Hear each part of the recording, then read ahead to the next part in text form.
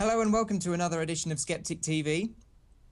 This week we're going to be discussing water wackos, a term coined by our special guest this week, AnswersinBooks. We'll be looking at the recent fiasco regarding water works for you, and hopefully turning our attention to things such as homeopathy and binary duties, bottled intentions. Joining me on the show this week, we have Blue Juggernaut, who I don't think is actually at his microphone right now. We have Yoshimo1. Hello. And we have our special guest, AnswersinBooks. Hello. Angry Womble, who should be presenting this program, isn't here right now, and we hope to have CS Bear joining us in a minute. Hopefully I'll be able to hand over to him when he gets here. So AnswersinBooks, I guess you're the best person to start off on. Where would you like to start? I mean, we are, of course, the main thing we want to discuss is this encounter with Waterworks for you. Sure. Well, where would you like me to begin? At the very start? I guess so. I don't know how many of the people in the chat know about this, have been following it. I mean, it has been all over YouTube, but... Well, to sum up the situation, about 3 months ago, I put up my video, Ignorance is no excuse, water, water everywhere, but none of these drips can think. This video was debunking nonsense about water ionisers, which are made by several companies, including Waterworks for You. Their basic principle is that they can tear water apart electronically, and you'll end up with an alkaline solution of hydroxyl ions. This is nonsense. It can't happen. And I pointed this out in the video. Then, about, I think, 2 weeks ago now, I received a notice telling me that my video had infringed upon Waterworks for You's copyright, that I had made slanderous statements regarding their company CEO, Peter Goodgold, being a snake oil salesman, and that I was to remove these sections of infringing material, or else they would pursue action against me. I told them no, in no uncertain terms. They responded saying, oh, well, we could have a debate about this, etc., etc. I told them, no, I don't debate with people who threaten me. And then I received a DMCA, which is why Ignorance is no excuse is down. Following that, for undisclosed reasons, YouTube pulled my video explaining what happened. Then again pulled another video that explained what happened over the first week. And I think that's about where I am. A couple of other users have had videos taken down, I presume for the same undisclosed reasons. But yeah, that's about the state of affairs as is publicly known. And I was going to say, I don't know how much you're allowed to share at the moment, because things are looking a little bit tense at the moment, but does it look like it will be going to court anytime soon? I'm not sure if it will be going to court.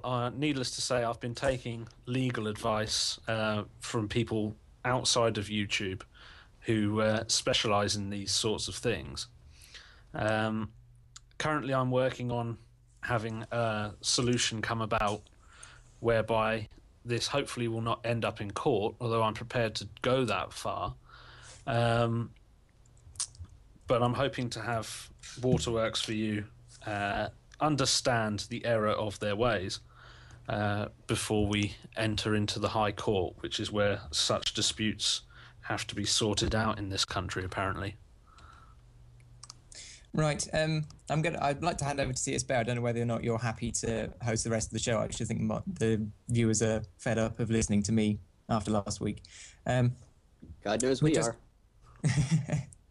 But just before I hand over, would it be worth going over again the supposed science behind these water ionisers, and whether or not there is any possibility that they might actually do any good? Yeah, okay. I can sum up where they could possibly do good very easily. If you've got an open cut or some sort of wound that you're afraid might get infected, then the acidic water, which these things also produce, could be applied to the area to sterilize it.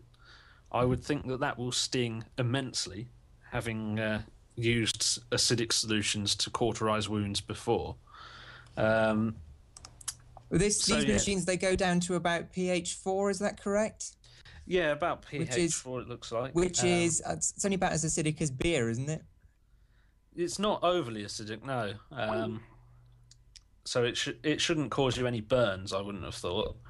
But I wouldn't even think it would sting very much. I mean, beer's not particularly strong acid, but... No, so, well, it depends. But yeah, so we're willing to grant them that possibility that it might be good as a antiseptic. As an antiseptic for a cut or open wound, that might be of use.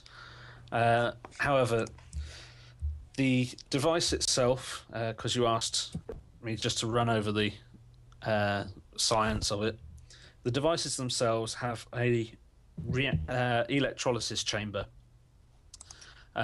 Inside this chamber, tap water comes in, which may or may not have been passed through a filter. It's exposed to an electric potential, so a voltage. This will drive ions apart and towards the opposite charge. So if you've got a negative ion, it will go to the positive electrode and vice versa. The problem with the device is that it will have to use a lot of energy to disassociate water, because you're having to actually break bonds. And if it were to do that, then it would produce oxygen and hydrogen. This is what I was going to say, because do they not claim that they are able to separate the H plus and OH and sort of remove the H plus but leave the OH in the water? Yeah, that's what they claim, that they'll be able to leave you this hydroxide,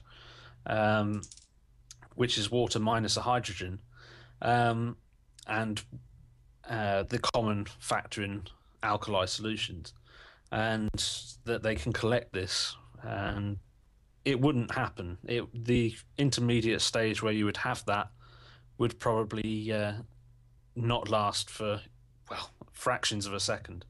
Yeah, and presumably, as you pointed out, you have to have some kind of countercharge. So if you could have a glass of OH minus ions, it would give you an electric shock.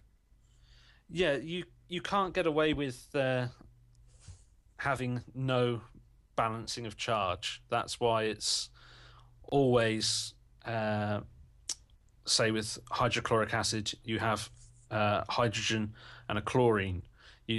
The hydrogen being positively charged, the chlorine negatively.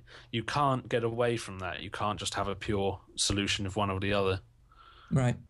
And even if we give them the possibility that they are producing an alkaline solution, albeit of whatever composition, do we think there's actually any likelihood that it would do you any good to drink this stuff? Well, I've been having a little read. Papers that I've come across.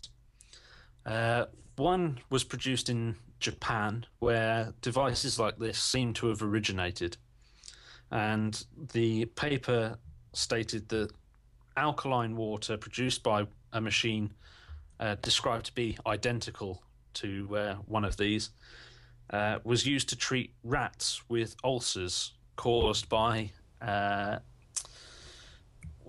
caused by aspirin, salicylic acid, and hydrochloric acid.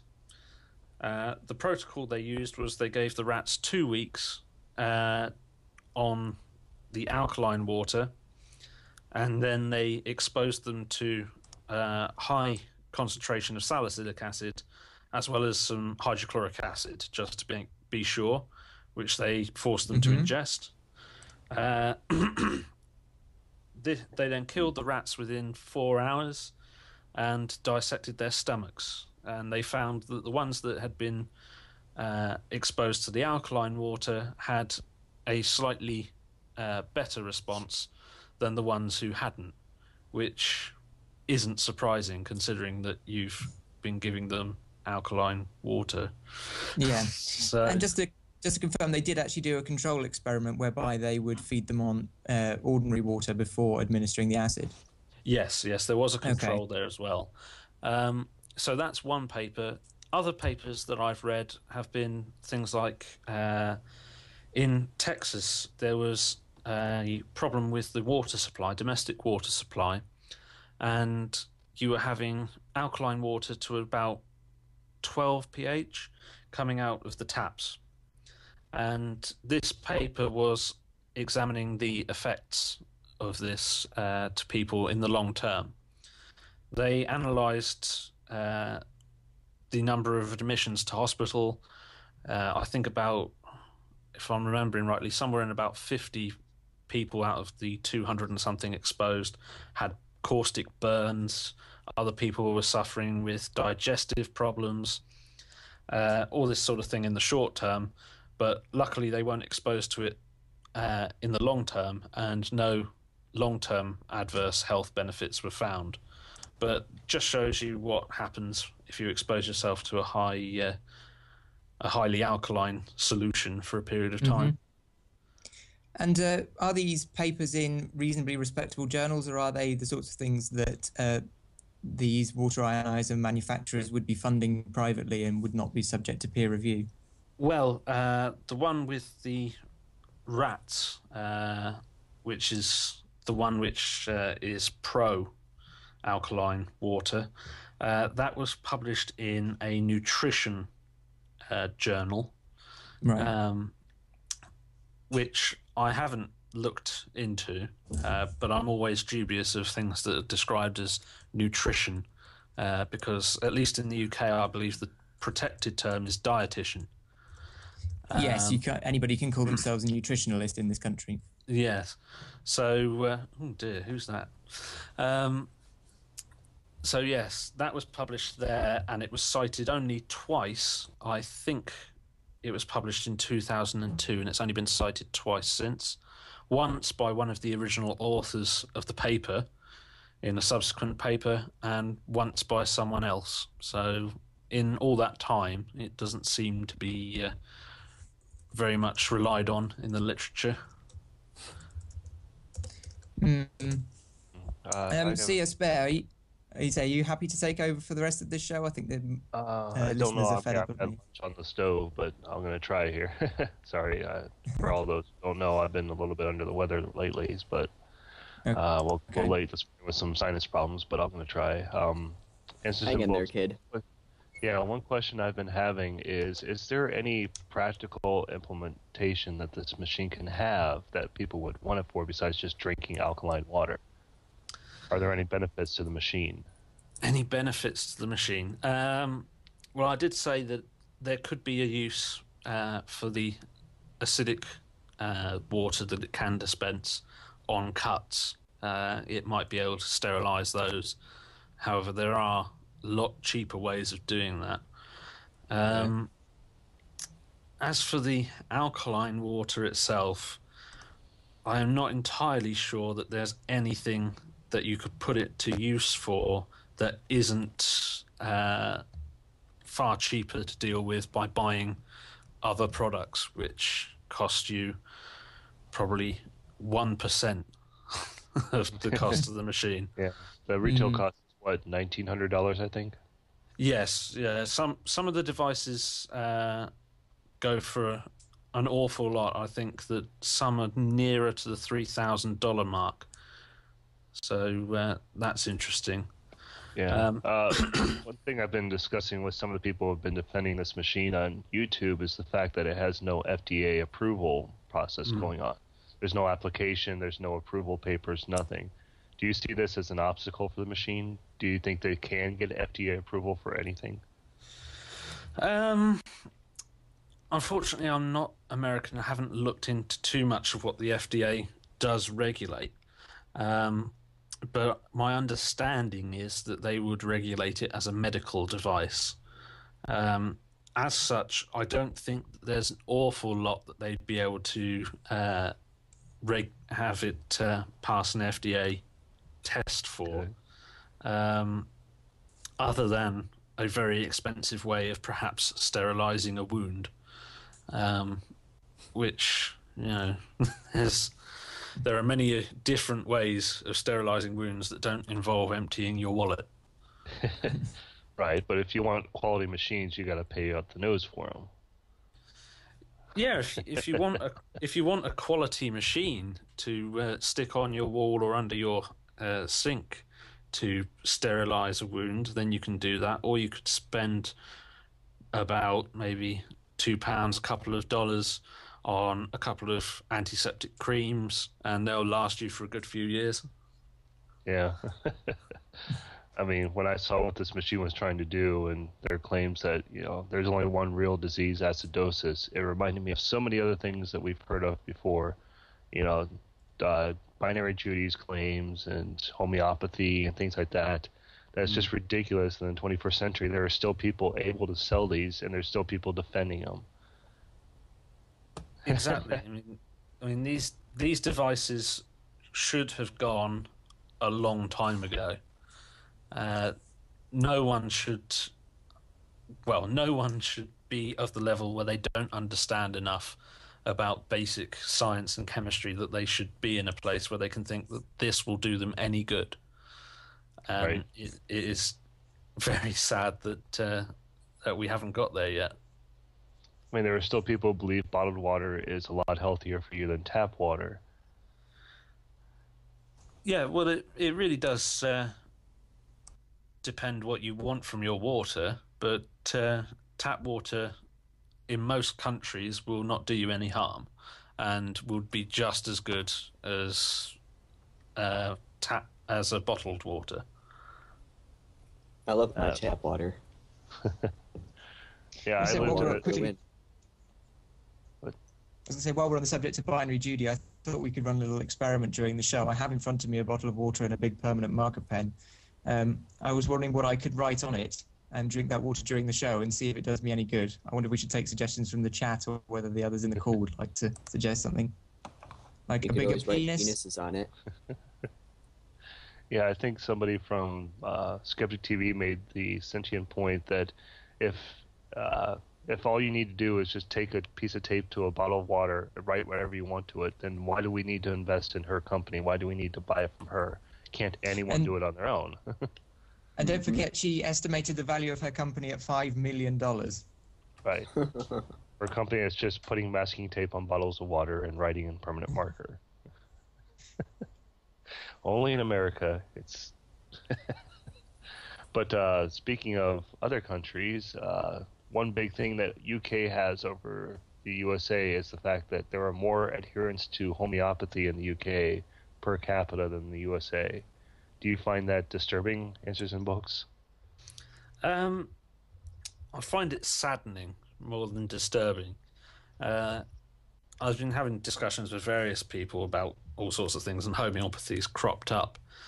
A lot of people have made the point that homeopaths tend to be middle-aged and looking for some way of helping people.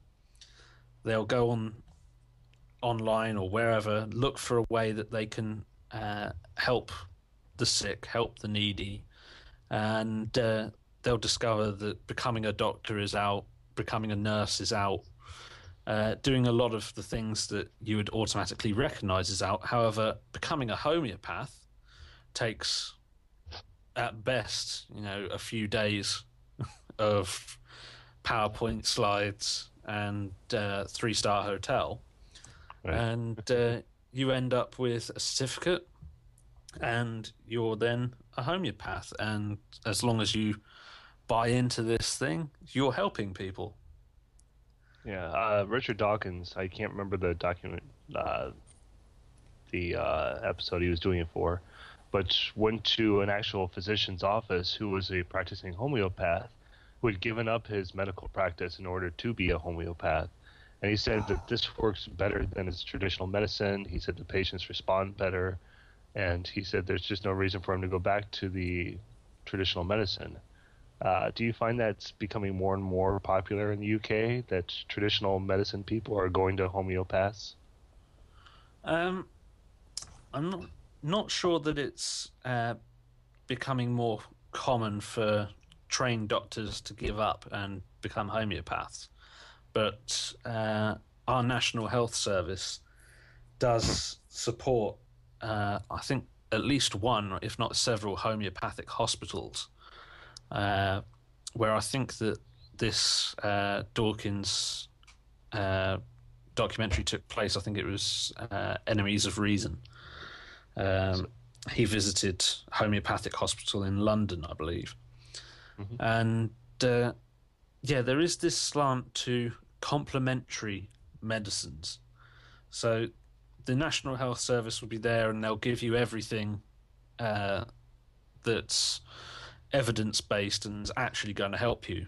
But then they'll also get you access to all the placebos that you could ever wish for. So there's an interesting term for it. Well, that's all it is. Yeah, that's the thing. I think that I have no problem with people having a placebo. I think that it could be very useful for someone suffering with an illness. If they can have a placebo and it work for them, then that's brilliant.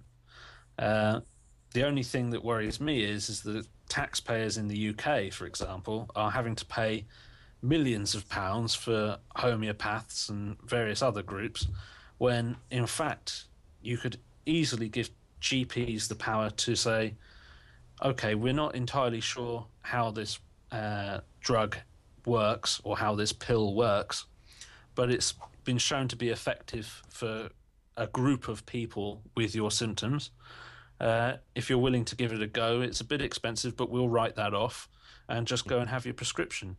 And from all the information that I have about placebos, that should be just as effective as a homeopath, acupuncture, any other number of things, without any of the potential side effects of things like acupuncture or chiropractors. Right. Now, I took a course in college where they had to explain, how drug trials undergo here.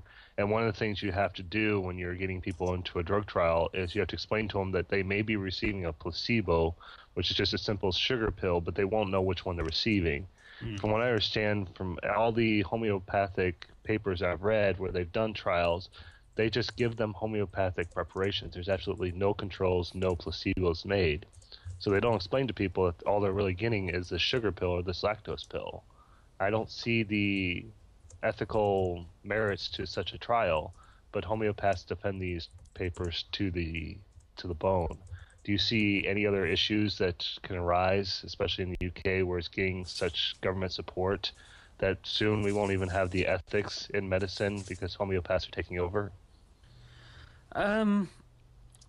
Not for some time. I think homeopaths are still on the fringe, and quite luckily there is a growing vocal group of skeptics or people who live in the real world and realize this doesn't work and are speaking out about it.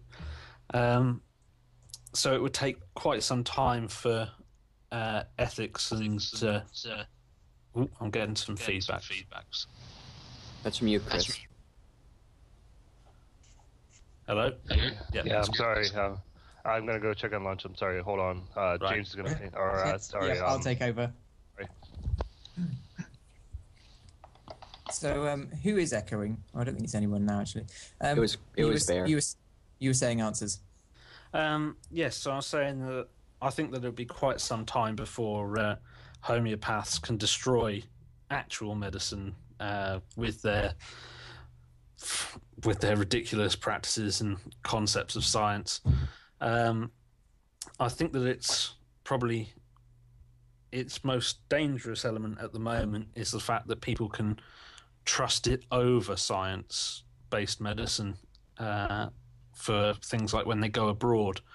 There's been quite a number of instances of people taking anti-malaria homeopathic remedies before they travel to malaria-stricken countries, believing that this will protect them, and obviously it doesn't. So I think that I don't know if you've seen the have you seen the Newsnight clip where leader of the British Society of Homeopaths, or I can't remember the exact name of the organisation, was being grilled on whether or not they should be providing anti-malarial medication. Unfortunately, no, I haven't.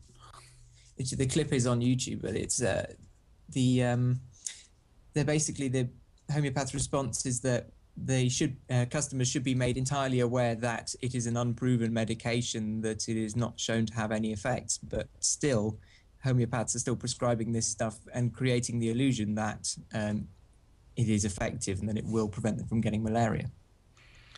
Yeah, well, I think that if you wanted to do such a thing, because in the UK we have on packets of cigarettes, say, you have pictures and warnings of the dangers of smoking. So you'll have smoking kills written on a packet of cigarettes, along with a picture of lung cancer, cancerous tumours being taken out, or what have you, in order to get the message across to people that this is what's going to happen to you.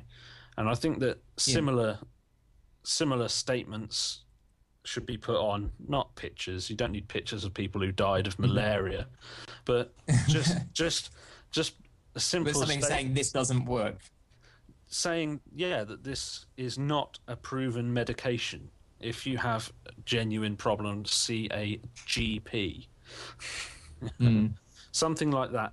At least then it would be explicit, and it would be down to people's choice to waste their time and money. Yeah. I mean, I know I'm going to offend at least one person in chat by saying this, but you say that it's going to be a while before homeopathic medicine overtakes Western proven medicine. I think nobody really would have seen the organic revolution coming. It started off as a few cranks who were sort of new age and were sort of laughed at initially. But now the organic food industry is a multi-million-dollar global profitable industry. So do you think that actually we could see homeopathic medicine going the same way? I don't think so just yet, because evidence-based medicine is there in your face when you're receiving it. If you go to a hospital with, say, a broken leg, you hurt yourself, you break your leg, you go to hospital. The doctors that are treating you will treat you with drugs, with methods that have been proven in scientific papers, various things that have been shown evidentially to work. With genetically modified foods, we haven't had anything noticeable, really, to the consumer come up. So when you went to the shops and bought your corn, your carrots, anything that you wanted from your shops, you're not aware that it's been genetically modified, and you weren't for quite some time, and no one noticed. Right. So once people started selling organic foods and developing their own standards to what is organic, they had no market competition, if you like. You had regular food, and then you had organic food. There was no one there saying, buy this, it's genetically modified and brilliant. So I think that there's a difference where you've got people in medicine giving you tangible benefits straight away, and you know that it's come from science. And then you've got genetically modified foods where it looks the same as everything else. You could pick up an organic banana and a regular banana, and they all look the same superficially, and no one's any of the wiser. Yeah, I think the trouble is, though, is that, again, there is absolutely no evidence to suggest that, convincing evidence to suggest that GM crops are bad for you or that organic crops are good for you. Do you think it's just that people are naive, or that they're afraid of big corporations, they don't like the feeling of having their life controlled, that they start looking for alternatives? I don't think that it's corporations that they're necessarily afraid of, although some might be. Before I came on the show, I was out in a pub, and I was sat with my back to a group of people, and I was overhearing what they were saying because they were talking quite loud, and they were on about fish farming. So I listening to it, and they were saying, fish that have been farmed, they're not as good for you. They don't have all the right things in them, and therefore they're not as good for you, and that certain things have had chemicals put in them, and it's gotten to the point where I have to resist the urge to, in such situations, just to turn around to people and say, "You're a chemical. You're lots of chemicals." People are afraid of particular words. If you say something's been has a chemical put in it, then it will put people off. If you tell people that it is natural, then they will either not be put off or be more encouraged to buy it. So I think people are afraid of words that sound scary. Yeah. Speaking of, I do rather wonder where this. I'm I was just sorry. going to say, rather wonder where this idea of chemical being a scary boogeyman term has actually come from over the years. Well, there have been instances of, chemicals causing problems, DDT, for example, and people have been distrustful of them. However, again, there are very few groups that come out and say, this chemical is very, very good. It's most likely saved your life, enabled you to carry on your way of being, and those groups are far too quiet and far too small, whereas the people in a complete panic about a certain issue, chemicals, what have you, will kick up a massive fuss and scream about it, holler about it, talk to all their friends about it constantly. And that's how the word gets around, and this hysteria at times can be brought about. Yeah, because a lot of times CS Bear, did you want to... Oh, go ahead, Yosh. I was going to say, a lot of times when people think of chemicals, they think of like bleach or something like that. Like when I hear chemicals, the first thing that pops into my mind is the stuff under the sink. Right. Or laboratories. Yeah, that might be one reason why they distrust it.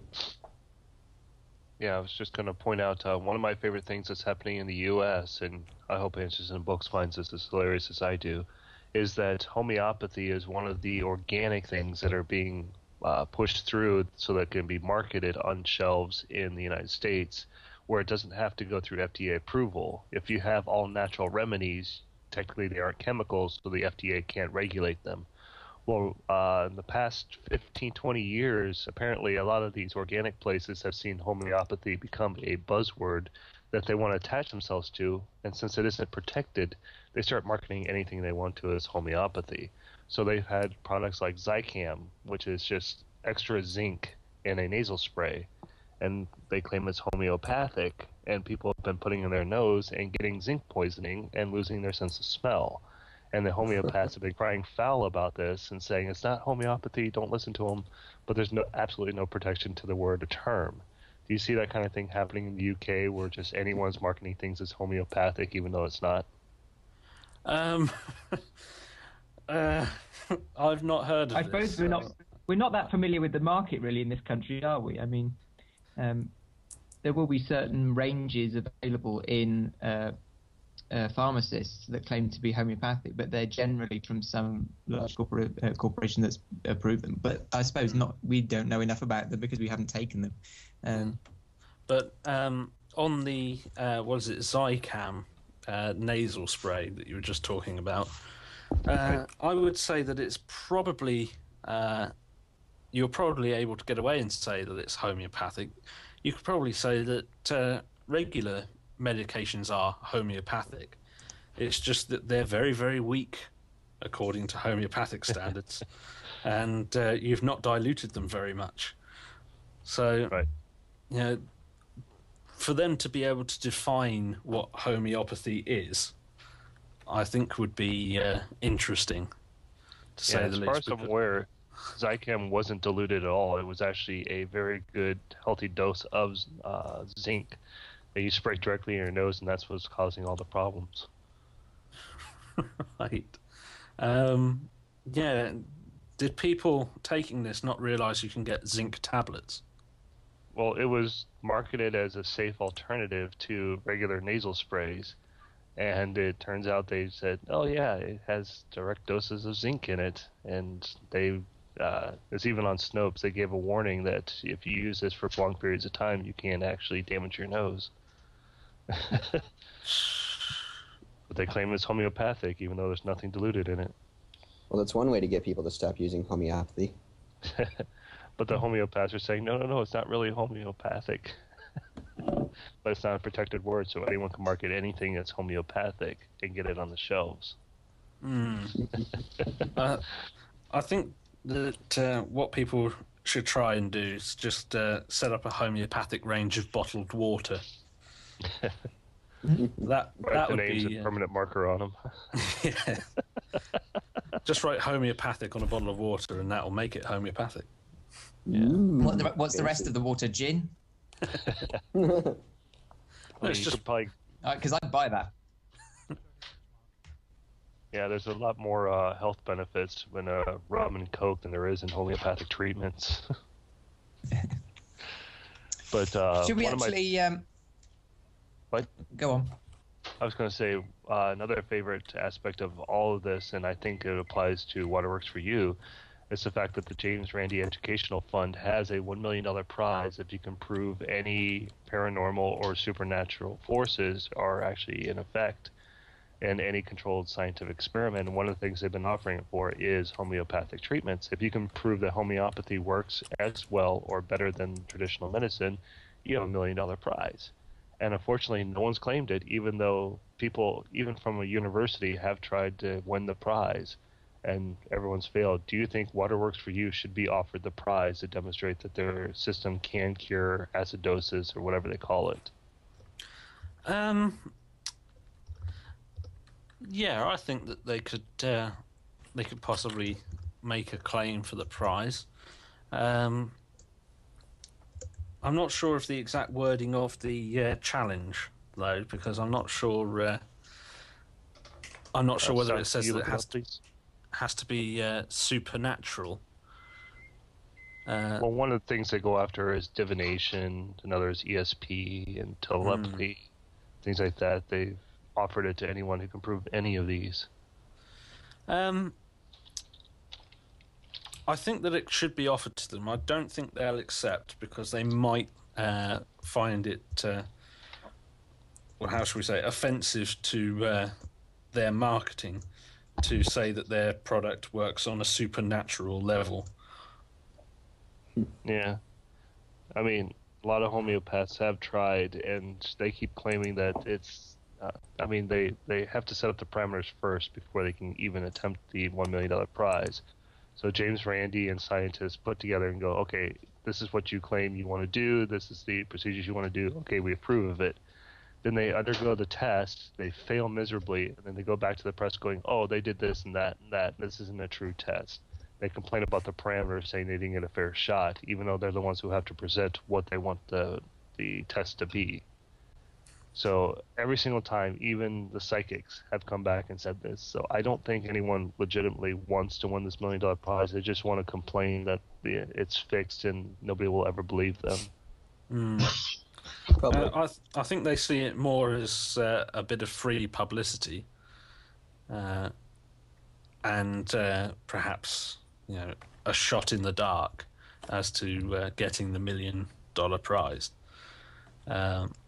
Because there is a vanishing chance in all of these studies that, or all of these tests, that they might pass just on fluke. Yeah.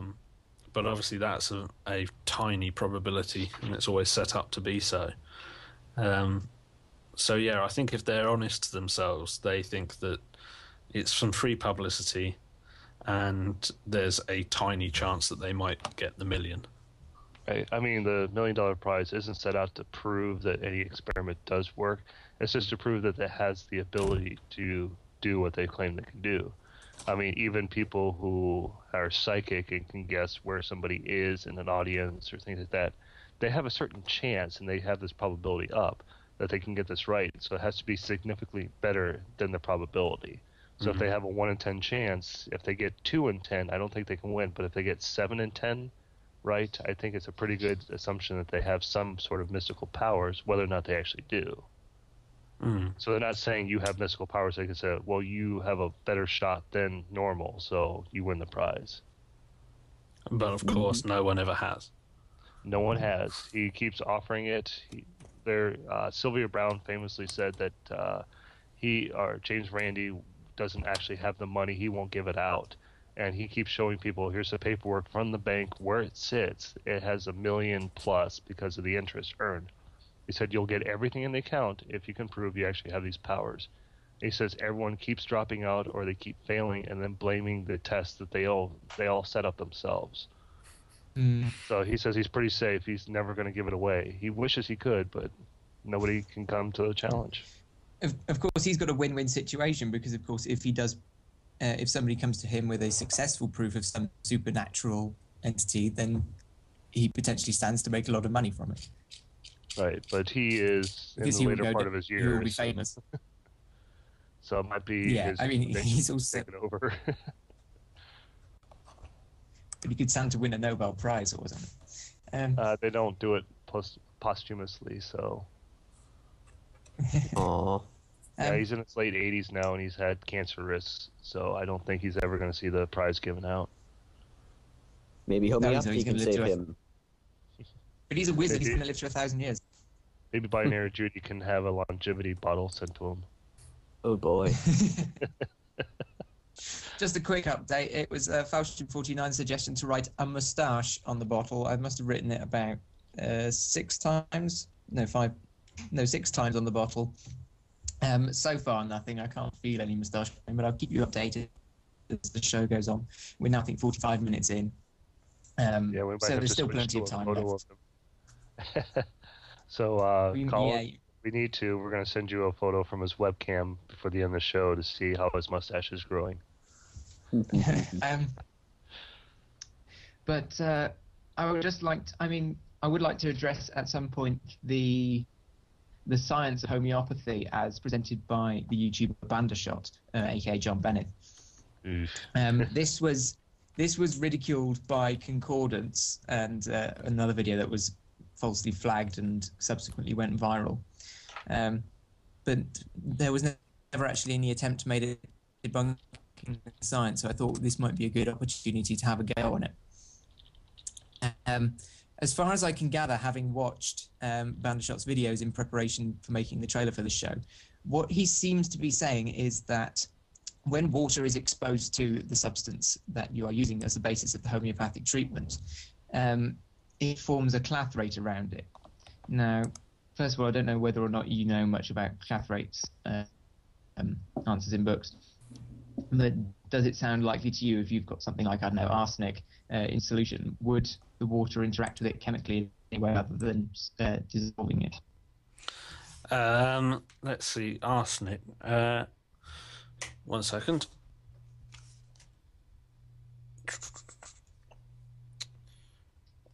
I think, well, it might dissolve a little bit.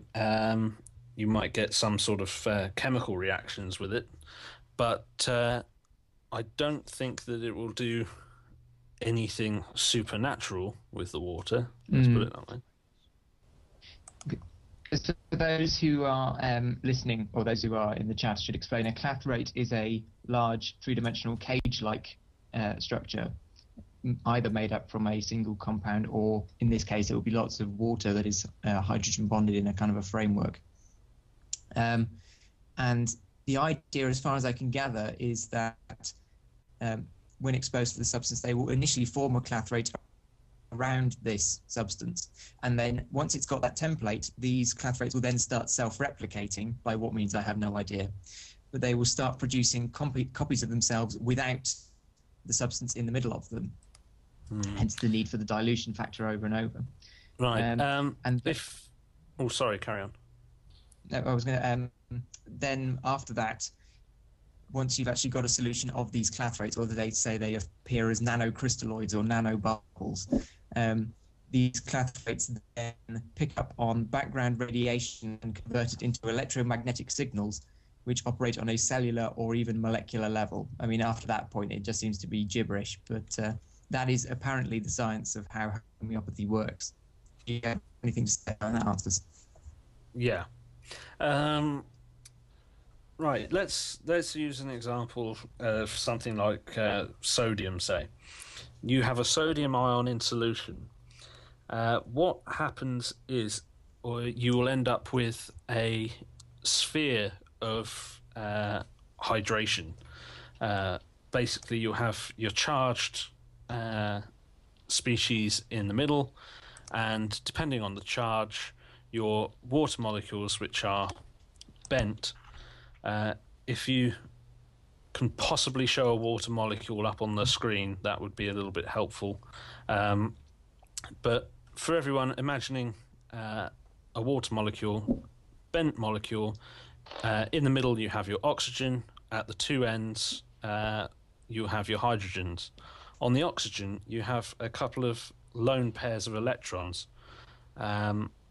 These sit on the top, and they're negatively charged parts of the molecule. So if you have a positively charged species in your solution, they will naturally want to point towards it. The adage of opposites attract works in this case. So you would end up having a... There we are. So on your screen now you've got the dark blue circles indicating electrons, and the lone pairs that I'm on about are the 4 electrons at the very top. So they all want to point towards a positively charged species, and water molecules will arrange around it into sphere of hydration. However, they will surround an ion in solution up until a certain point, at which the effect will no longer be able to reach. Just as, if you've got a radio transmitter, there'll come a point where you can move far enough away from it that no one will be able to receive the signal. Exactly the same principle will work here, and the water molecules will surround it until they're too far away. They can't get close enough to have the effect. So that's your sphere of hydration. I've never heard of any science coming up with these being able to duplicate themselves. Water without outside influences being placed upon it, the structure of liquid water is very complicated. No one's been able to describe it specifically. There's a sphere of hydration there. And yes, that will be what will happen. If you take the sodium in this picture out, the water molecules, which are the red and white Mickey Mouse shapes as are being described, will start orientating themselves in any number of different ways as other forces take effect on them. And just to confirm, even in that sphere of hydration, there's no actual physical bonding, is there? It's just these water molecules can break off and rejoin freely. They're not locked in place. No, they're not locked in place. As you can see on these pictures, you have a small stylized D and then a plus or a minus. These are delta charges. They're marked on a molecule to say this bit's slightly negatively charged, this bit's slightly positively charged. And those forces, let me think, for a hydrogen bond, it takes 20 kilojoules, I think, or for,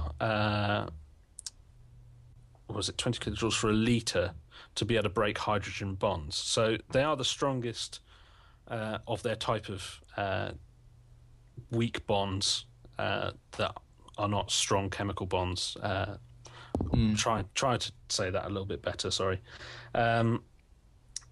So you have intermolecular forces that act between molecules, and they are the strongest type of force that you can get between molecules, but even they are not strong enough to hold something together tightly. When hydrogen bonds hold something together tightly, it's called ice, and we see it in freezers and cold countries. I mean, we do see things like hydrocarbon clathrates found on the bottom of the sea as well, and things like that. Although, admittedly, they're at fairly low temperatures. So, is there any way in which they work, or rather, is in that case the water is actually locked in a three-dimensional framework, isn't it? I'm not familiar with these hydrocarbon clathrates that you describe, but I will describe something that sounds similar to me. If you think of something like soap, soap is hydrocarbon, and at one end of the molecule, so think of it as a long chain. At one end of the molecule, it has a charged part, head group. For the rest of it, it's not charged. The charged part would like to interact with water. The rest of it would like to interact with oils. And if you imagine having these things laid out in front of you and having your table surface as water, all of the oily parts of the molecules, all of the long chains tailing off from the head, will want to arrange so they're all touching each other. They don't want to be in the water, so they will form by themselves into structures. So this is the same sort of principle that's used for making whoops. No, sorry, that was my phone. The same sort of principle that's used for making Q-Dragon's got it bilayers. And micelles and liposomes. Lyotropic liquid crystals. All these sorts of things work on this self-assembly principle. But they are stylized molecules with, very different architecture to that of water. Water is very small and bent. A molecule of soap, say, will be very long, reasonably straight, and a bit flexible. So we have bilayer there. They're slightly different from an ordinary soap because they've got two chains coming off of them. But for the basic principle of it, the blue section is the charged part, and the creamy sections coming off are the fatty chains that come off the end of it. Yeah. And then, go on, Chris. I was going to say, Dutch Liam was posted that Spaceman 300 asks, can you have homeopathic alcohol?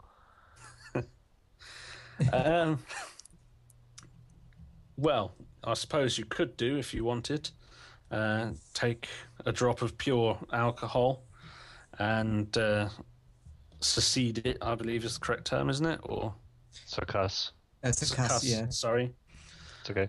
I am not up with all the homeopathic terminology. Eventually you'll get to a stage where it's reached a homeopathic level.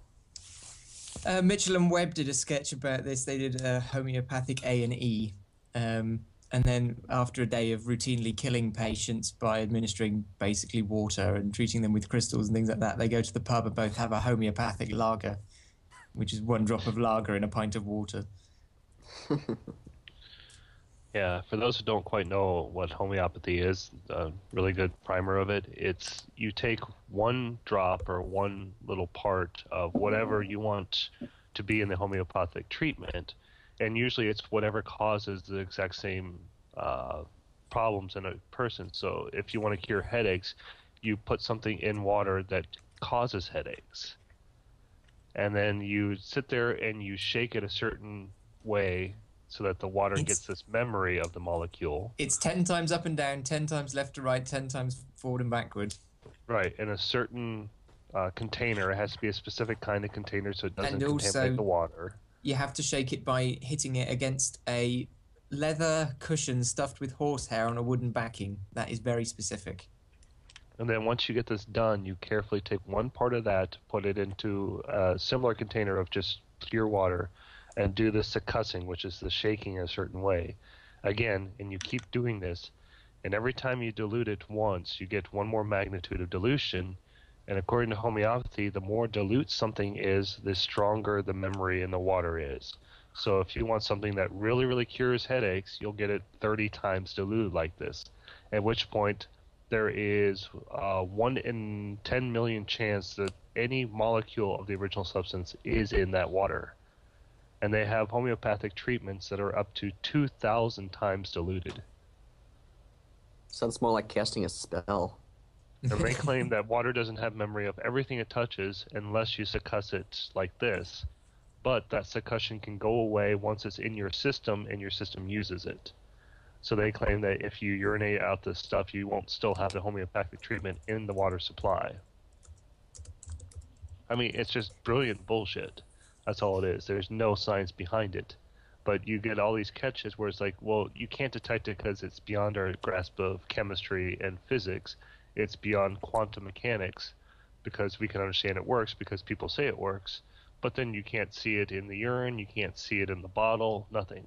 It's just not there, but the body knows what to do with it. I would also say something which I don't think I've ever heard addressed from the homeopathic community is how you erase the memory of water once it's...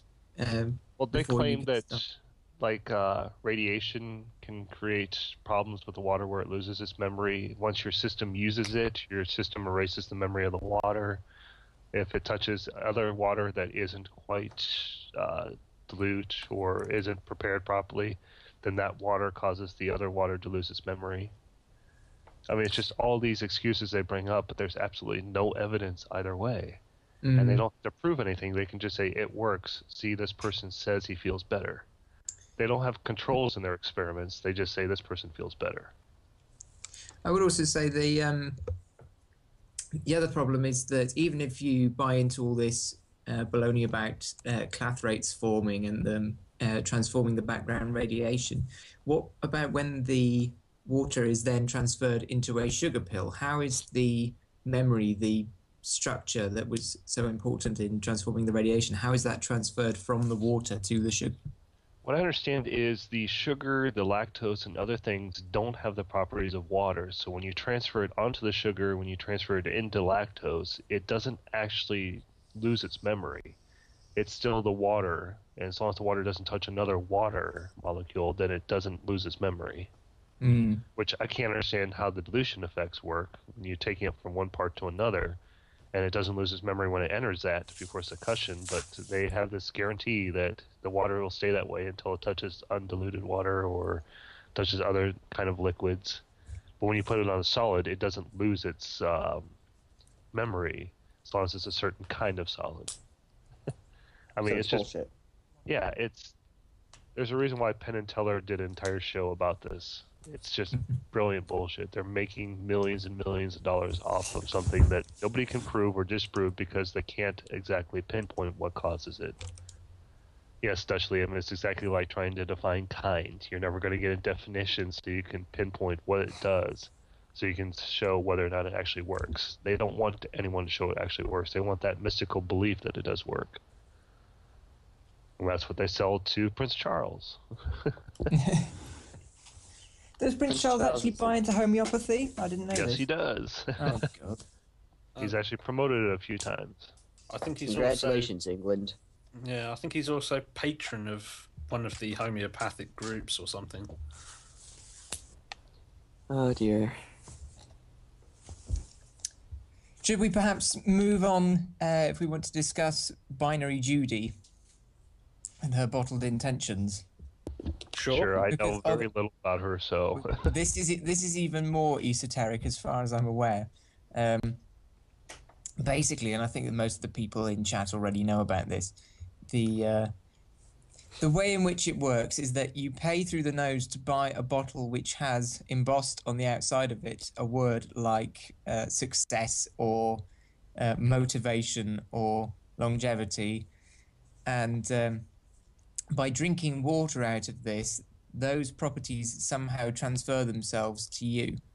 And I'm not entirely clear whether or not she actually claims that these bottles actually do anything to the water to give it any kind of magical properties, or whether it's simply like a meditational thing in that by drinking out of these you are concentrating on the things that you want in life.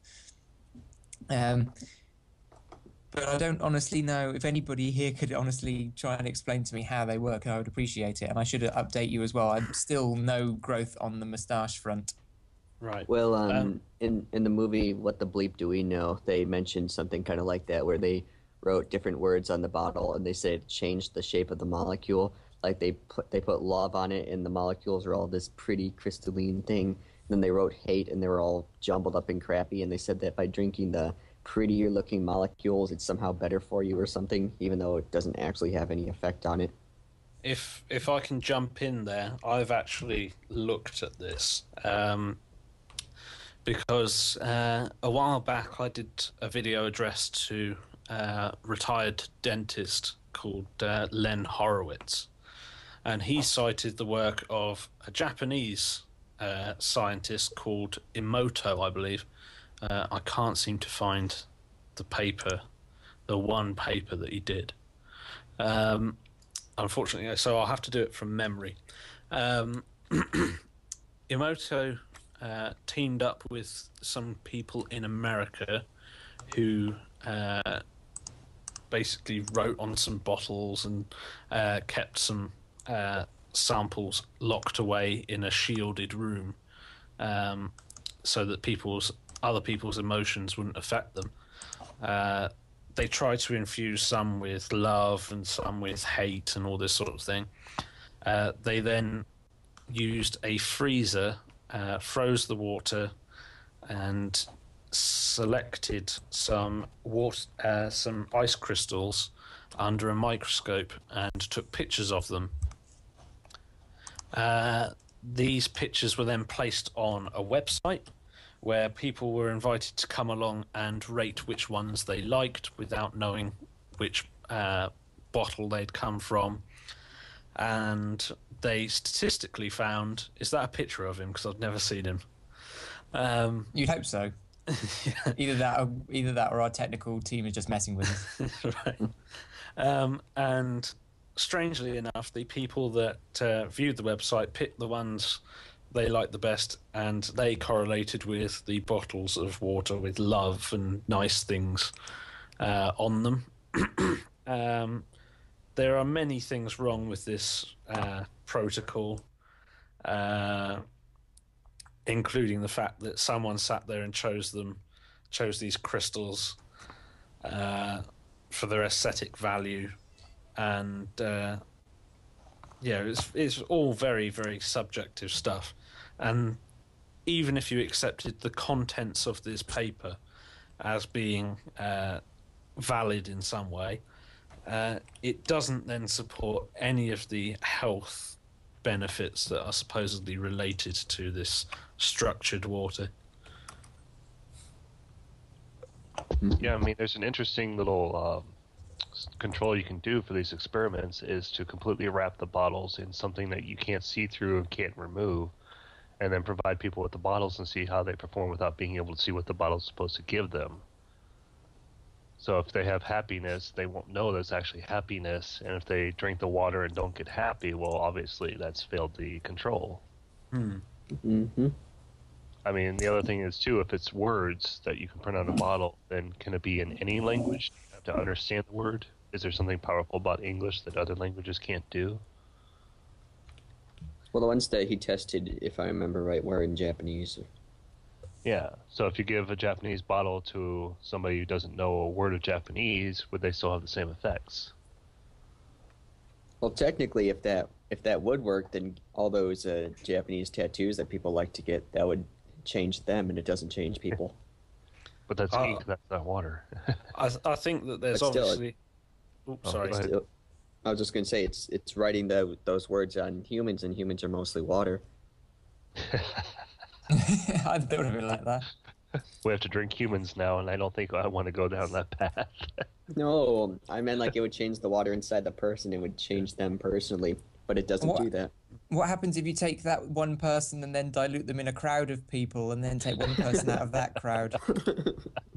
I think that's how the homeopathy works, is you take a bit of real science and you dilute it in a load of bullshit. The more you dilute it, the more scientific it gets. At least Now we're that's in how 8 it minutes seems. in. Skeptic TV has lost the plot. You were saying answers in book. I'm sorry. Well, my point wasn't very much better.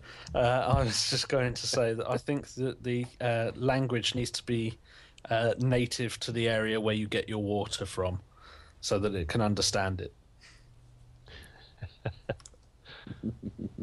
Yeah, like I said, I haven't followed too much of Binary Judy's videos, but what I have seen is she expects people not to criticize her work and just to like try it out for themselves.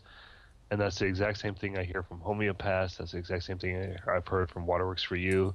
You know, who cares that there's no scientific papers? Why don't you try it for yourself? And if you see any improvement, therefore it works. And in the realm of clinical trials, that's called personal bias.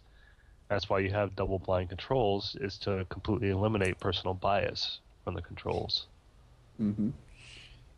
So their experiments won't work at all to let us know whether it actually does what it claims it does. It just says, well, if we get you to believe that it will work, maybe it will work.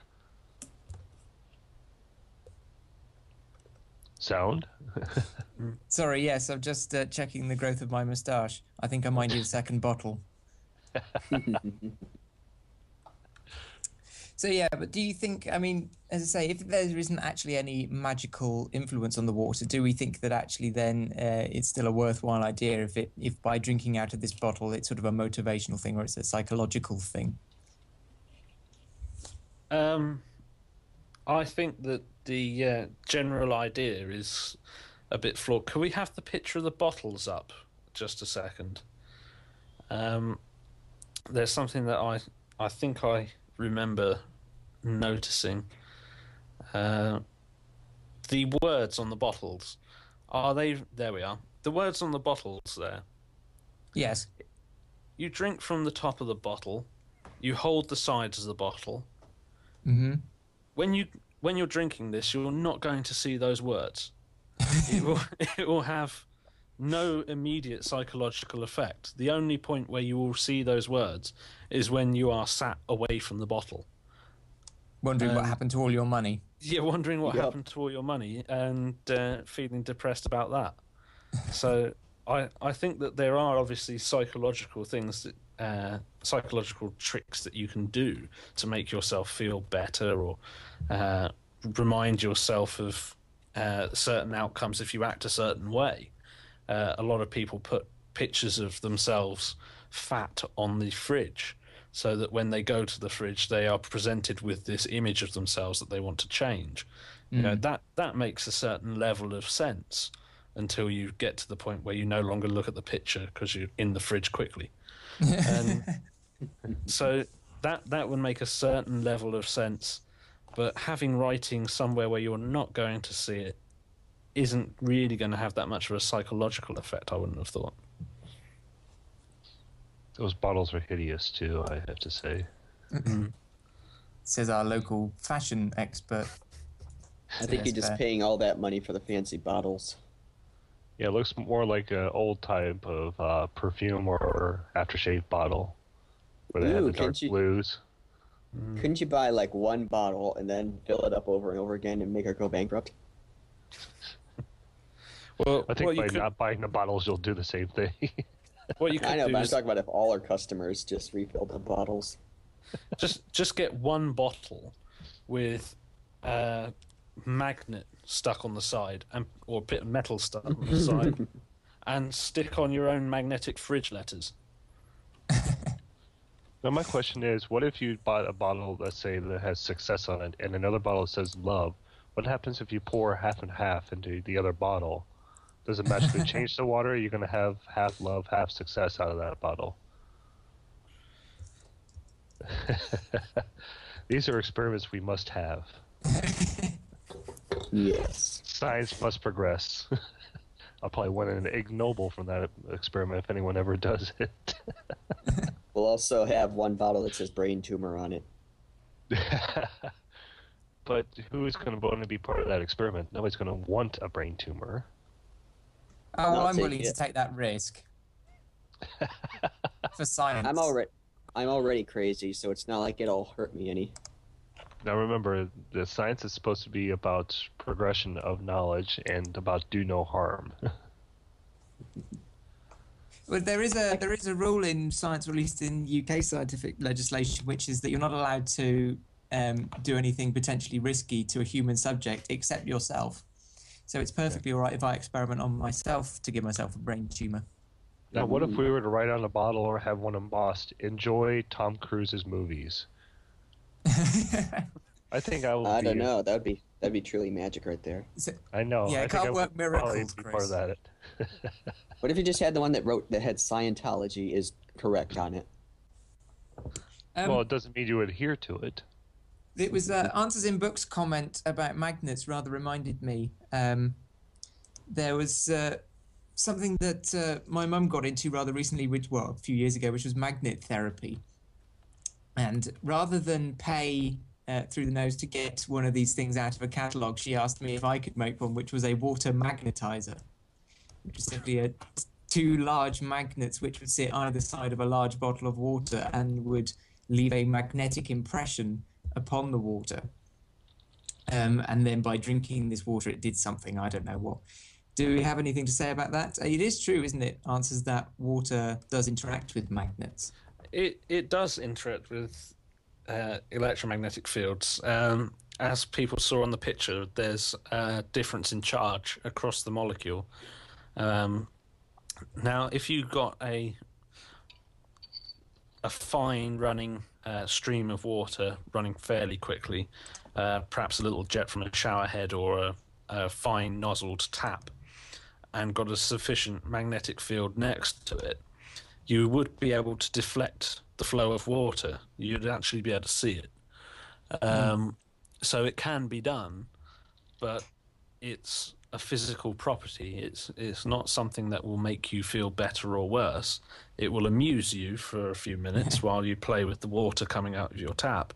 But and if that distracts you from the problems in your life, then it might be worth doing. But I have seen a YouTube video of somebody pushing a drop of water around on a very hydrophobic surface using a strong magnet, so it's not exactly an insignificant repulsive effect. And also, as I think you know, hydrogen nuclei are spin active. They will align with magnetic fields. yes, they They're will. like little bar magnets. Presumably, though, once you take the magnetic field off, then they no longer align. No, they will switch back to wherever they want to be, by all the other forces. We have a question that's being formed from Falchian 49's statements. I'm still trying to figure out what it's going to be, but I believe it's on water therapy and its history of being beneficial for health. Do you know much about the water therapy history, Answers in Books? Unfortunately not. If someone who's well versed in such matters could sum it up for me. I'm trying to get that summed up. I was posed a question that has no question marks in it. What about water torture? That has good. They've actually done experiments on that where they've understood that water torture, such as the Chinese water torture or waterboarding, actually has psychological effects where it's the body assuming that it's drowning and starts shutting off like it is drowning. With the Chinese water torture, it's the drop that keeps hitting you on the forehead. Well, it's the anticipation of that water drop waiting to hit you that your body just waits for, and as it goes along, they start delaying it more and more, and your body's anticipating it coming, and that's what drives you insane, and it just your body starts shutting off from that. But that at least is backed up by good science then. Yes, there have actually been experiments psychologically on the effects of Chinese water torture and waterboarding. So water does have a dangerous effect in certain circumstances with the human body, but those aren't normal uses. I think I hope the nobody's going water out there torture and going waterboarding. I think the Chinese water torturing isn't so much about the water, it's just the... Right, but the water is just, you're anticipating the droplets hitting you, and it could Yeah. be anything, but they use water. Would it you work could with have treatment, one for guy instance? poking you over and over again. Yeah, but you're just anticipating the next drop because you know it's supposed to be coming, but they delay it more and more, and that's what drives you insane, and your mind just starts shutting off. Mm-hmm. Can't imagine Sorry. going through that. That'd be terrible. Yeah, you were going to say something, Sound? No, I wasn't. Okay. Yeah, we seem to be doing a lot on water today, and thankfully it has to do with that was- SkepticTV. That was the point, Yeah, in case I you mean- hadn't noticed. I was just going to make a little segue into, AnswersinBooks. If you haven't yet, subscribe to his channel. He has wonderful videos on what's happening with water that's been expressed on YouTube and how it has healthy benefits that it really doesn't. I mean, science can explain whether or not somebody's claims are true if someone makes concrete claims. And AnswersinBooks really did detail out why the science doesn't mesh with what they're claiming. And unfortunately, hit some hot water with that, and hopefully in the next few weeks it will be resolved. And can we just recap? I mean, you, CS Bear, I believe, you paid a lot of attention to Waterworks for You's channel before it was shut down, and were they not? Were they were? Can you remind me the sorts of claims that they were actually making on those videos? Because they're not allowed to claim on their website that it cures X, Y, or Z, or that it prevents Right. X, Y, or Z. Again, I had that class on how to do a clinical trial, from start to finish. And one of the things you have to do in the United States is if you are marketing something that has any claims of health benefits to humans, you must get FDA approval unless it's 100% organic, which is, if you have ginger root and it technically isn't a chemical, then you can market it as having certain health benefits as long as you say this has not been approved by the FDA. However, what they're marketing is a health device, which is not an organic molecule, and therefore they have to get FDA approval before marketing it or selling it in the United States if they claim it has any healthy benefits. So when they say that acidosis is the only disease in humans, and if you cure the acidosis or if you get rid of the acidity, then you can help with the healthy benefits. And once they do this and they're trying to sell a machine, they must get FDA approval to make such a claim. And as far as I'm aware, and Falchian 49 has done search too, I believe, there are no FDA approval papers in the works or have been approved for Waterworks for You or their machines. So technically they can't be making these claims in the United States. Hello, lovely. Hello, Louis. Fayed. I believe we have Ellie Fired 1991 joining us on the show. Yes, we were just discussing water and buses. You were talking about what? Yeah, could you share with us your experience of where waters and buses meet in everyday life? Well, water is very detrimental to the air brakes, as I found out a few days ago. I see. Have you driven through any deep puddles recently? Yeah, there was a huge. I think the freezing cold caused one of the pipes to burst, and one of the streets was completely flooded with water, and I had to drive through it. Thanks. For those who don't know, Eli Fayad, who's joined the call now, is a bus driver at his college. Whoop.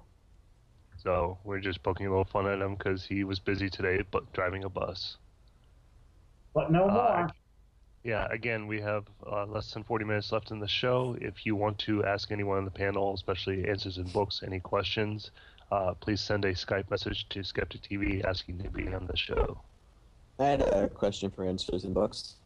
Okay, well, you have to send a message to SkepticTV. Or SkepticTV I'm on sending Skype. the message through my microphone. Thank you very much. No Anyways, special treatments here. your mother. Anyways, AnswersInBooks. I know you said you didn't want to go to court for it, but if it is a potentially harmful thing that they're making, then wouldn't you want to go to court so that you can potentially get it taken off the market? Right.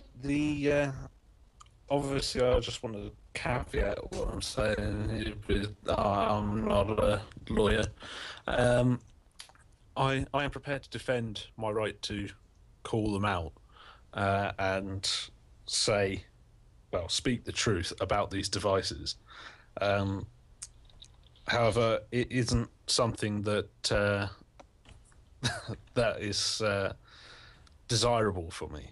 If they were to, say, file suit in the UK libel law, as I understand it, would mean that I'd have to defend what I said and prove it to be true, if you like.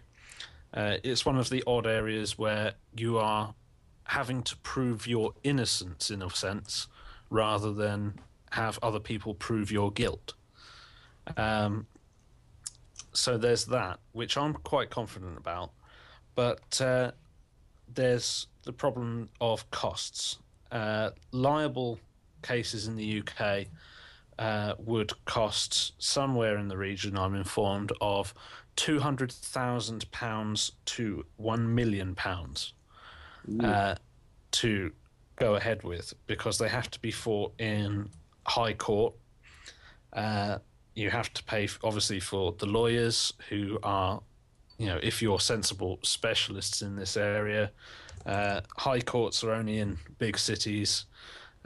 Big cities obviously cost more for everything, in particular lawyers. And any expert witnesses that you would like to call, they obviously cost as well. And, these costs can skyrocket. If you win, the opposing side has to pay legal costs, but they still don't pay all of them. Or say, if in my position, if I were to win, it's my understanding that Waterworks wouldn't have to pay all of my legal costs, so I'd still be lumbered with a hefty sum to pay. Right. And there's no legal aid, which is basically, what should we say? It's Public social. assistance. It's like assistance, like legal assistance, a social fund for people defending themselves in court. There is none of that available for libel cases. So yes, the law is quite terrible in the UK. The problem for them being that obviously they'd have to fork out all of this money anyway, and they would be shown in court to be, not upstanding members of society. And they also would have to prove before any case could be brought that they have business in the UK. So they'd have to show that they'd sold some devices to the UK or have a bank account here, something like that. And that my action has defamed their character in the UK and caused them a problem. So they'd have to do that before even getting to court. So they've got some hoops to jump through. I would also have hoops to jump through. It would be tricky. What would be preferable is for this to be dealt with, to get these machines off the market in a regulatory way. So finding things like devices being marketed as medical devices without FDA approval in the United States, for example, would land them in a lot of hot alkaline water. Yeah. Now, one thing that if anyone's noticed the channel comments on Answers in Books, I've been pointing out to a couple of defenders of Waterworks for You, is I don't think Answers in Books or I or anyone else has claimed that the machines don't work. We just say that there's no evidence that they can do the health benefits that Waterworks for You claims. They could very well make the water pH 9, pH 10. We just don't have any to test ourselves. But that doesn't mean that it can actually cure diseases in the human body. Well, not just that, but drinking water or any substance or consuming any substance with a pH level like that, or that, once it starts getting higher into the 10s and, and levels like that, it starts becoming not just not beneficial to your health, it starts becoming detrimental to your health. Mm-hmm.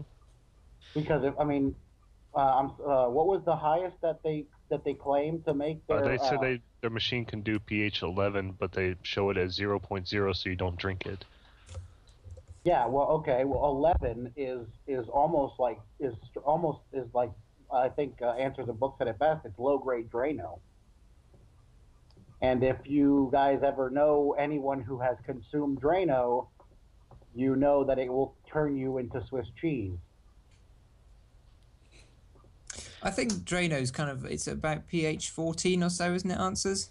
Yeah. I believe so, yes. It's the It's highest pretty pH high. you can get. Wow. If we could go back one slide, I saw that we had one of the products up. There we are. From my research, this is the modern Ionic Oasis, which is sold by Waterworks for you. If I can just point out at the top of the device, you've got where the hose joins in, and then you've got another nodule sticking out the top. Now, this was something that they advertised just before their channel was closed. That lump on the top of the device is a port. You can open it up, it unscrews. And it's for the addition of minerals to your water. And that sounds reasonable enough. If you buy yourself some dietary mineral supplements and you can throw them in your water, then you're getting your minerals that way. Most of your minerals are water soluble, if not all, so chuck it in. The problem comes with the fact that it's straight into the electrolysis chamber. It's advertised as being able to use that port to pour vinegar in to clean your electrodes. So you're throwing these water-soluble minerals or anything that you care to throw in there into this electrolysis chamber, which you then end up drinking the products of. You could end up with people making hydrogen gas, chlorine, or numbers of different things could be produced inside that machine by someone who doesn't know what they're doing. Mm-hmm. Yeah, like I said, we don't know whether the machines actually work the way they want to, because I don't think any of us want to drop $1,900 on one of these machines and go, yeah, we're right, it does work this way, but it doesn't have any health benefits. That's also not our case to make. It is the case of anyone making the claims to make them. Is AnswersinBooks still there? Looks like he's having connection problems. Okay. But, yeah, that's the one thing that skeptics do, is when you make an outstanding claim, like if you just turn water a little bit more basic, then you can cure a lot of diseases. We're going to be like, medicine has tried that before and there's no benefits, so why don't you show us your science? And when they can't, and they keep advertising, this machine does work, and we keep saying, well, show us the science. Well, this machine does work. Well, show us the science. Then we start saying, yeah, you're a snake oil salesman. You're just selling a product. You don't want to show anyone that actually works. You just want them to say, it has magical abilities. Just buy it and you'll get cured. We've seen it dozens of times before. We'll see it a dozen times more. Another thing that interests me, actually, things that you can buy on the Waterworks for You shopping website, is a pH chart of foods listed by their pH value. First of all, this list itself is something of a joke. One of the most alkaline foods that it lists is lemons and limes, which I'm sure anybody who's done high school level chemistry will easily tell you is an acid fruit. Mm-hmm. And some of the most acid things on the list are things like burgers, butter, oil, but also stress and overwork, which I didn't know were foods, probably the fifth food group. There's also they also sell on their website a pH indicator, so you can test food or drink that you want to eat and see where it rates on the pH scale. The only thing that makes me wonder is if they are claiming that lemons and limes are the most alkaline food, i.e. that they would turn the indicator blue or purple, presumably these indicators either don't work or give a deliberately false result. Oh, they're which to me, backwards. Yeah, there's a Yes. chart. there is the chart itself. You can't read it, unfortunately, but it is available on their website. They don't seem to understand that you can look it up and read it without having to pay $3.99 to buy it. Yeah. Wait a minute. Soda, is that acidic? Shit, I'm gonna die. Well, there are I drink acids soda- in the soda, so Well, I know that, but shit, I'm gonna die. I drink soda like it was water, which is not a good thing. But well, no, a lot of soda is unhealthy for you, but your body does have the ability to filter it out. well, then again, your stomach does have hydrochloric acid in it, which is like a pH level of 1. Hello. No, it's not that bad, but I'm pretty pretty sure stomach acid is pretty strong. it is strong, but it's not pH 1, I don't think. I'll look it up. Anyways, Yeah. I have one question for Answers in Books. You said that in the British legal system, it's up for you to prove that what you've claimed is right. Would that be a problem, though? Everything you said, I'm pretty sure you backed up very well with science. So how hard would it actually be to prove what you said was factual? And just one quick thing, Chris, it says here that stomach acid is between 1.5 and 3.5. Yeah, it isn't 1.0 though. Okay, well, I'm stupid. No, it's okay. You were close. Right. It wouldn't be too much of a problem for me to prove the science of these machines. It would be relatively straightforward, and that wouldn't require a great deal of effort. What might be a problem is proving such a thing as Good Gold being a snake oil salesman. They could infer from that, and if it's accepted by a court, say that in order to be a snake oil salesman, you have to know that your device doesn't work. And then you'd have to prove that he knows his device doesn't work. So there could be problems in that regard. But I'm still quite confident on the facts that it would be very, very simple. Right. We're still trying to see if anyone wants to call in with any questions. Apparently, we've got a very shy channel. Well, if nobody wants to call in, fuck them, I'll talk. Yeah. Don't be shy. We don't. I mean, we bite have the unless Kitsch you ask 2 in us there. to. I know the Kitsch 2 is just dying to ask questions, but I should say there have been some interesting developments on the moustache situation, but they can wait until the end of the show. yes, it'd you be have to stay very around to interesting. see what happens. I'm not sure if Slayer77 is a troll or just being sarcastic or... Oh, Is that Slayer77 I don't think he's a troll. He's quite often around Oh. on Blue TV and things like that, as far as I remember. He's Oh, just a nobody- silly person. Slayer, nobody admits they're a troll. The kid just... Yeah, the kid Kitsch 2 is The chicken. kid is going to make us wait for 2 or 3 hours, just like Eye to Eye made him wait. What a... Now, one question I always have to go to is, since I'm a film buff, I always wonder if your story were made into a blockbuster film, Answers in Books, about your fight against Waterworks for You, who would you want to play you in the movie? Colin Farrell. That's an interesting question. Who would I want to play me? Who would you want to play Peter Goodgold? Oh, Daniel Day-Lewis. who's of the correct description? I'm trying to think who played Dr. Evil in Austin Powers. That was Mike Mike Myers. Oh, is it Mike Myers again? Mike Myers played everyone in those fucking movies. I'm pretty sure he played as a double for Beyonce in the third one too. I don't know. Let's say Danny DeVito as Peter Goodgold. That would be pretty funny. I would go watch that just with Danny DeVito. But who would play you? Who would play me? I don't know. See, I'd quite like to have Tom Baker do it, but he's far too old. Just because I dress like that anyway. You do look a little bit like Tom Baker, actually, or at least as the fourth Doctor Who. I have the scarf Oh, amazing. and a sonic screwdriver on my desk. Either that or I think you look a bit like Don McLean, but I think he's a bit past it as well. He may even be dead for all I know. No, he's not dead, I don't think. Oh, okay. He's just keeping himself to himself. I wonder Yeah. who could play me in a movie.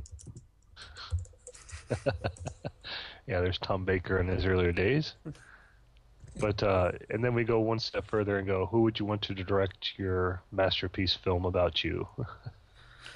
Masterpiece film. Spielberg. You can't pick Uwe Boll. That's an easy way to get out of it. Right. I would go just to see how this would ever work in a legal drama for Guy Ritchie. Just to see if he could do it. Just if he Guy could. Ritchie directs Tom Baker and Danny DeVito. I love that idea. Not You could a get, single gun. Not a single gun. See what he does. At least get it adapted into a book by John Grisham or someone like that. It would sell. Of course it would Get it sell. directed by the ghost of Orson Welles. Oh, I got someone. Somebody. Let's see what the people suggest. Some people are suggesting Sylvester McCoy. Someone is suggesting Woody Allen. To direct. I hope to direct and not to star as Answers in Books. Yeah, because you can always find out what people think about the opposition and themselves and what kind of story it is based on who they pick for those. Eddie Murphy as Answers in Books. See, if you would have picked Steven Spielberg, then you would have been full of yourself thinking this is an important story. But if you pick like the Coen brothers and you realize, hey, this is a good drama. That's a good one. Yeah. I'd like the Coen brothers to do this, but I don't think they would like the legal thing. Who directed? Who directed? Whatchamacallit? My cousin Vinny. How about that? I've forgotten the director of that. My cousin Vinny. That would be a brilliant. Just get the whole cast, crew, director of My Cousin Vinny and do it again. Just Yeah, with just this. have- That would do. Just have what's his name? Just have Joe Pesci played your lawyer. Have who was the kid from the Karate Kid who was in My That's Cousin Ralph Vinny? Macchio. Yeah, have him play Answers in Books. And have the guy. Slayer 77 suggests Schwarzenegger to play Answers in Books. But Fred Gwynn is dead, so we need a new judge. No, to be fair, Arnold Schwarzenegger would have some experience to draw on for playing the role because he actually lived in my home city for quite some time. Oh. Let's get the cast of the original Power Rangers to just do the whole movie. But which version? The Japanese version or the revised American edition? So they must Yeah, all be why like 60 by now. Wait, who They directed? use both. Who directed The Social Network? That was David Fincher. Yeah, have them direct that movie. He's good into that drama and backstabbing bullshit. But he also directed Seven, and I don't think we want a Seven type of drama. I like Seven. Fuck you. I know. Fuck you, the boss! Just to take this to somewhere else, how about having the original voice actors and animators for the original Transformers movie do it? Just, Do they get to use their robot voice filters? use the robot voice filters. You could have all the characters as robots. I don't care. Oh yeah. Have Peter Cullen Transformers, the legal division. Peter Cullen doing Answers in Books' voice. Just have Answers in Books sound like Optimus Prime. That'd be pimp as shit, man. We can call it Alkaline, the story of acidity. Alkaline.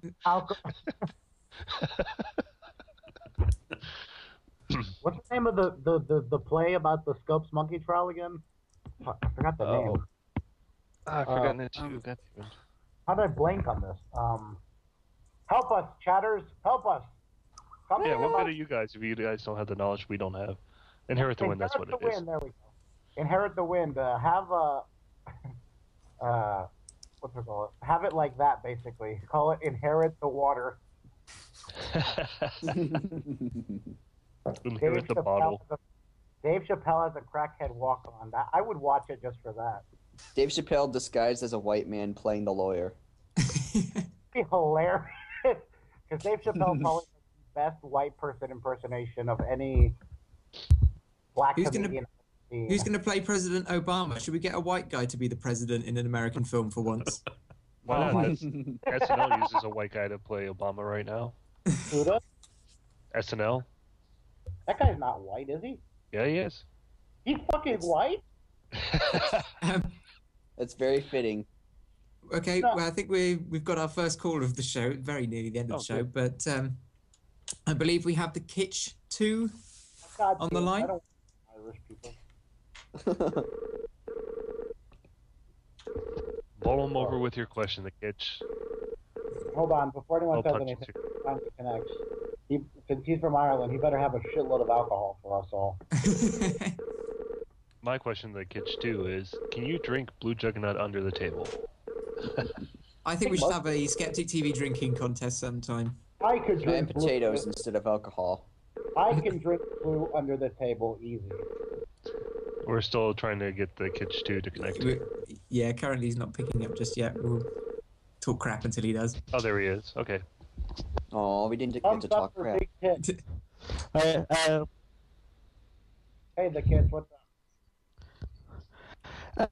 Not much. Just one thing before I start. Oh my God, I've been talking to this creationist for the last couple of hours, and he actually came up with one of the classic lines, and I'm just really annoyed. I said it was a theory in my previous comment to him, and he pretty much said, "Aha, you said evolution was a theory." So just a little bit annoyed at that. Did you just call him just to make our blood boil? I have yeah. a question for the kids.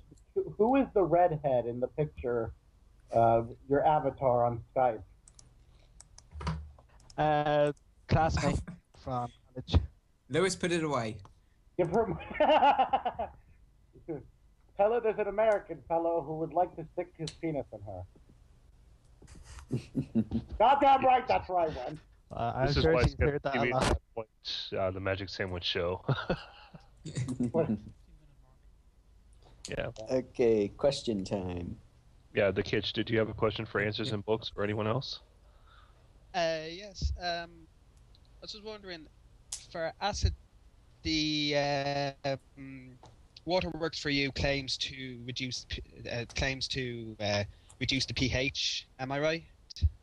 Yes. Or, would that not lead to, if this actually did work, would that not lead to the person taking this treatment be more susceptible to foodborne illnesses?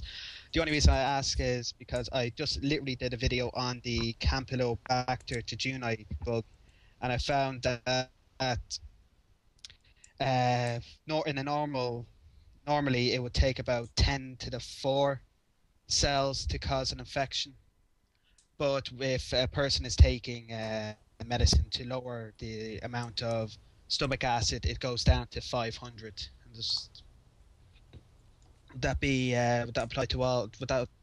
Sorry.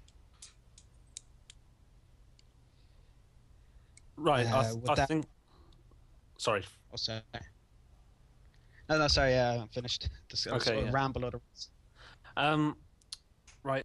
There was one point. I think you said that the devices decrease the pH. Obviously, they increase it. I think you just slip of the tongue there. Yeah. Yeah. Right. My understanding, not my specialism, this bit, but my understanding is that the stomach will compensate within a certain period of time. The figure for which I don't know offhand. So mechanisms that regulate the pH inside the stomach will kick in after ingesting alkaline water. But up until the point that the stomach gets back to its normal levels, I would agree with you that the susceptibility of the body to certain pathogens will be increased. So we obviously are used to ingesting a certain amount of bacteria, viruses in our food, in our meats and vegetables, and they don't do us much harm because we've got, so many lines of defense through our digestive tract, starting in the mouth and stomach. Those that would be killed off with the stomach acid, they would not be killed off by it if it's not at the correct level, which is exactly right with what you said, that the numbers of microbes left would be higher and lead to infection. I think that's correct in what you were saying. That's why in order to strengthen my immune system, I always take a swim in the Hudson River, drink a bottle of Mexican water, and also eat a week-old shrimp salad, just to make sure that my immune system's strong as hell. I think, in fact, the bacterium-killing ability of stomach acid is actually somewhat overplayed. I think because certainly when you ingest a large amount of food or water, then it's diluted to the point where it's not going to be toxic to too many bacteria. What I think probably would be an issue is that a lot of protein digestion takes place in the stomach by enzymes which only work at acidic pHs. So potentially by drinking alkaline water, you could give yourself all kinds of digestive problems if you're unable to digest your food properly. Mm-hmm. And you'll end up with protein deficiencies and stuff. Answers in Books. We've also had a question from the Stosterisen. I don't know how you pronounce that name, but they ask, do you think that Water Works for You believes the science that it is? Do they believe the science that they are promoting, or do they know that they are ripping people off? Right. For that might be dangerous legally for him to answer right now. For that, what I will do is refer to information that's already in the public sphere. You can find this out online. Is that Peter Goodgold has previously, or a Peter Goodgold of the same locale as Peter Goodgold of Waterworks for You, has previously been a defendant in a court case for fraud. Now, I don't know the outcome of that case, but it is suggestive towards his nature that he should be in this situation and then continue to sell these sorts of products, just to my mind. I don't think that he could possibly conceive of these things working in a scientific way, because there is no science to back these things up. He either would believe that these things work in some sort of non-empirical way, so like a homeopath believes that homeopathy works for reasons as yet unknown, or he does know that these things don't work and the claims that he's making are false. Those are the two options, and I can't say for definite which it would be. Right. But the outcome of either of them will still be that he's selling a product that doesn't work. It does work, but it doesn't work as he guarantees it works in his videos. It doesn't work as advertised. Right. I just want people to make sure we don't know whether it actually does do electrolysis like it claims it does. We don't have the machines to test. It's almost time to wrap up the show, so I think we'll say a few things before we go. I've got one more question before you wrap things up. Oh, yeah. No, fine. Books. Let's take it to the negative here. If legal hassles persist, or maybe your channels get shut down from YouTube, do you see yourself in wanting to continue the fight and wanting to continue making videos on YouTube, or do you see yourself as just finding something else to do? Well, I've been at my channel for over 2 years now, and I don't want to give it up. I enjoy making my videos. I enjoy the fact that other people enjoy listening to what I have to say and are interested in the science of various claims that people have been making or creationists have been making. So I enjoy it too much to simply give up, and I intend to defend my channel and my ability to speak for as long as is viable. If it does get to the courts, hopefully it doesn't, would you see yourself opening up a legal defense fund in your name? If it came to that stage of me having to defend myself in court, then it would become a public matter, and people would they would have all of the information about me. My docs would be dropped immediately by the court because it's public. So people would have all the information about me, about my relative financial state, and at that point I would be probably quite happy to accept any help from anyone, because they'll know everything there is to know, basically, about me and about the openness of my position. So that would be the point that I would ask for help and accept it. Okay. But hoping that it doesn't come to that stage. And if it does reach that stage where it does go to the courts, you don't see this as hurting your real life persona, your career, or anything like that? Well, yes, this is the thing. So far, I've been talking to several groups of people, several people who are interested in publicity beyond YouTube about this.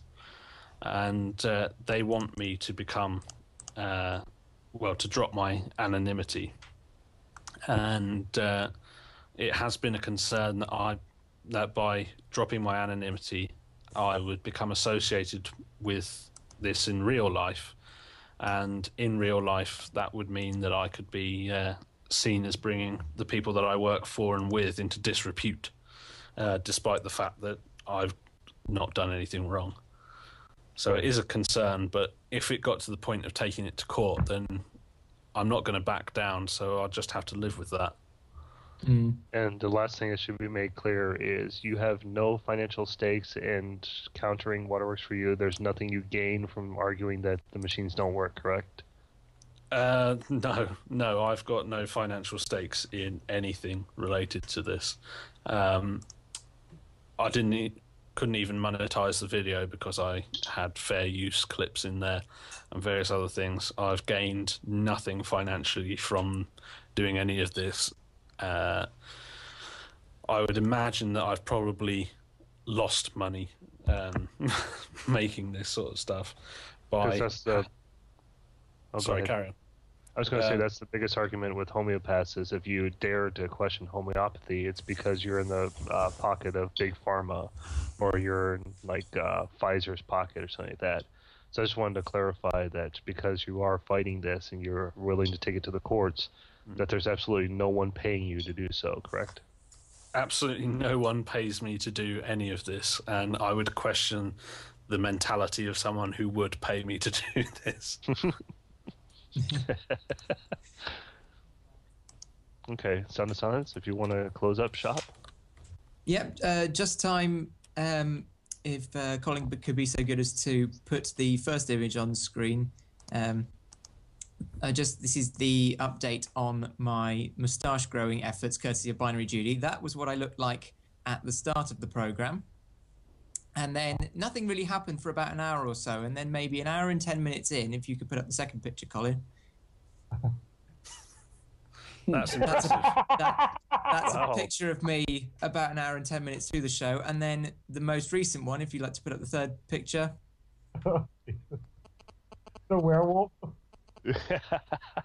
That's my... have to get one of those bottles. So I think actually we owe an apology to Binary Judy. That silence looks just like it's starting to look like CS Bear now. That bottle didn't work at all. You wrote mustache and it gave you a full goatee. Evidently, writing a moustache on a bottle of water and drinking from it does actually work. So, apologies to Judy 101 101. Yes. I think vodka owes her an apology now. I should also say that we've had a suggestion for a future show, which would be one on morality. So we are looking to be on that panel for this week. We are looking for people from different religions, ideally. So we'd like a moderate Christian or a moderate Muslim. Or we could get Nephilim free, so we could just go full Monty on the whole. Yeah. By the way, Let's go to Ultra. as an aside, since he brought it up, Nephilim Free has been trolling again on one of my videos. It's the one where he makes a death threat to me that I have. Link me, sweetheart. Link me. Yeah, it's the featured video on my YouTube channel, CS Bear. If you go there, it's a video you see up there. He's been posting a few comments in the past day. So have fun trolling him again. Nobody's comments are deleted. Right.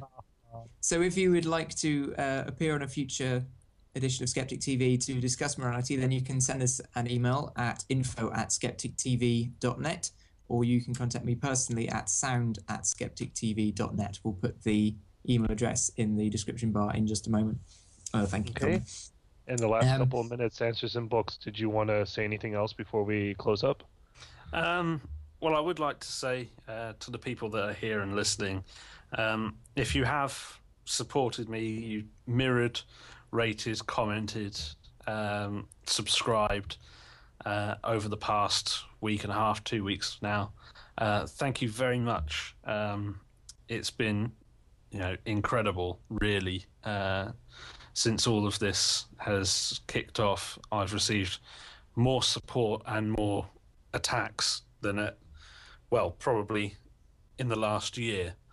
So it's been a very, very turbulent time with highs and lows. So, yes, thank you to everyone who's helped bring the highs about. Okay. Right, well, that just gives me time to thank the panel, Blue Juggernaut, who's been completely silent this week. Quick practicing thing, by for the a way. musical gig. Oh, Quick Elify, thing do you right have something to before say? everyone- Yeah, just quick thing before everyone, before we close off. Sorry for being late, everyone. Like Chris and everyone has mentioned, I've been working. Thankfully, though, I will.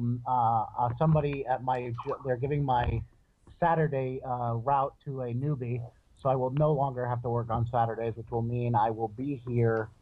2 weeks from To shout and swear and Yeah, I'll be here all the time to shout and swear. call people and, retarded.